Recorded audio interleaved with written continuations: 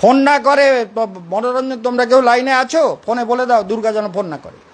চপল সুখ লব লাগিরে, চপল মানে পদ্মপত্রের জলের মতো একটু আধটু সুখ পাওয়ার জন্য কত দুঃখ সহ্য করলেন।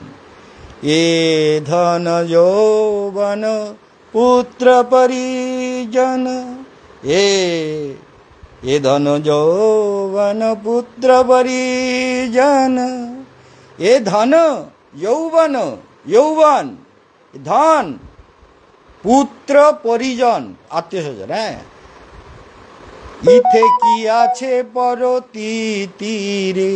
পরতিতি বোঝেন? পরতিতি তো বোঝেন না আপনারা, বাংলা পড়েন না। না আজকাল বাচ্চাদের যদি বলে এটা পড়ো, বলে আমি বাংলা পড়িনি।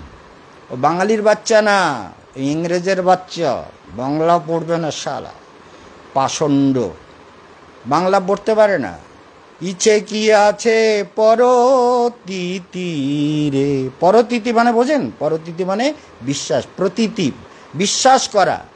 বলে এ ধন যৌবন পুত্র পরিজন, এর উপরে কোনো বিশ্বাস আছে তোমার? বিশ্বাস আছে? বিশ্বাস করেছো তো মরেছো। ভগবানকে বিশ্বাস করো, পৃথিবীর কাউকে বিশ্বাস করো না। ইথে কি আছে পরতিতি রে। তাহলে শ্রবণ কীর্তন, কমল দল জল জীবন টলমল, জীবন টলমল। পদ্মপত্রের উপরে জল যেমন ব্যালেন্স নেই, ঠিক পদ্মপত্র এরকম আছে, ঠিক আছে, একটুখানি হাওয়া লাগলে কাঁধে পড়ে যাবে। এই জীবনটাও এই রকম, কখন হার্ট অ্যাটাক করছে, কখনো গাড়ির তলায় মরছে। মরার কোনো গ্যারান্টি আছে নাকি? কেউ গ্যারান্টি দিয়েছে? ভগবান দিতে পারে।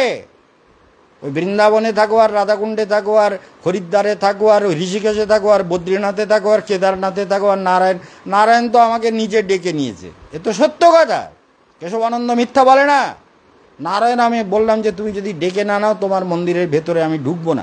ভেতরে মানে কি? একদম ভেতরে, যেখানে এখন 2-3 হাজার টাকা দিলে তবে ভেতরে নিয়ে যায়। পূজারি এসে আমাকে ডেকে নিয়ে গেল, বলে আপ আন্দার আইয়ে। পাগড়ি মাথায় ছিল না, এরকম সাজাগোজা ছিল না, শীতের বসন সব গায়ে ছিল। যাই হোক, এগুলো আপনারা জানেন, অনেকবার বলেছি। যেন নারায়ণ আমাকে ডেকে নিয়েছিল। যেন নারায়ণ ডাকবে না মানে কি? তার সঙ্গে কি, আরে তোমার সঙ্গে কি আমি এতদিন ধরে ভাব করলাম, এত প্রেম করলাম, সেগুলো সব বেকার যাবে নাকি? তুমি ডাকবা না তো আমি যাবো কেন?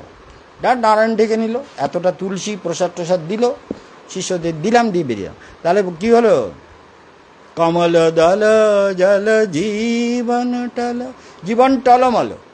এইদিকে টলছে ওদিকে টলছে, কখন কাত হয়ে পড়ে যাবে কোনো গ্যারান্টি নেই। ভজহু হরিপদ নীতিরে,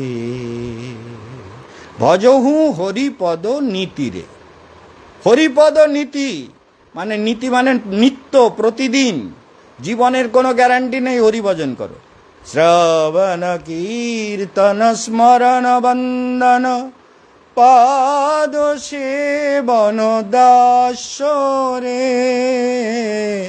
শ্রবণ কীর্তন স্মরণ বন্দন পাদ সেবন দাস রে।